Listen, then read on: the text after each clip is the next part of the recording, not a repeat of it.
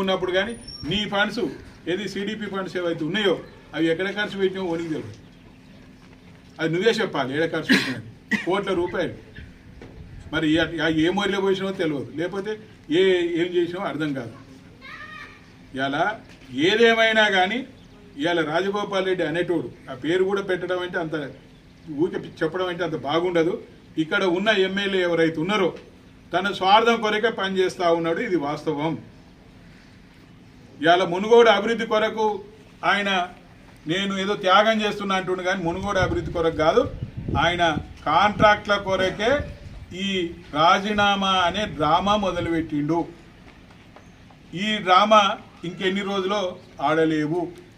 మునుగోడు ప్రజల మీద ఉన్నది నీకు ప్రేమ కాదు, కాపట ప్రేమ, ఇది వాస్తవము. నీకు మునుగోడు ప్రజల మీద ప్రేమే ఉన్నట్టయితే నువ్వు మంత్రి దగ్గరికి వెళ్తావా, ముఖ్యమంత్రి దగ్గరికి వెళ్తావా, ఎవరి దగ్గరికి వెళ్తావా, వాళ్ళ దగ్గరికి వెళ్ళి ఇక నిధులు తీసుకొచ్చి చేయగలిగితే సంతోషం.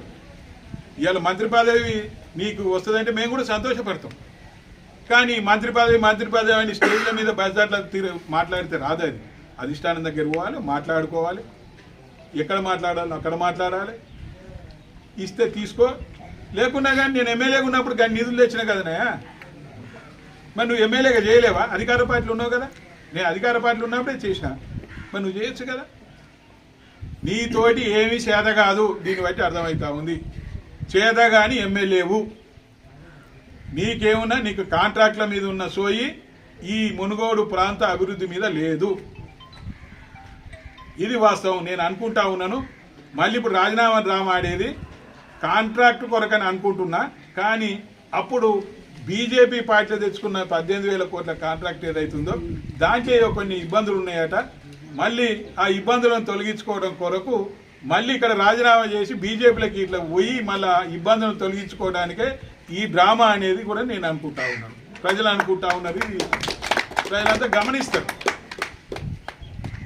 ఏదేమైనా కానీ ఈ ప్రభుత్వంలో ఇక ఆయనే ఈయనే ఆ ప్రభుత్వంలో ముఖ్యమంత్రి గారిది ఒక బాట, ఈయనది ఒక బాట, ఈయన అన్నది ఒక బాట.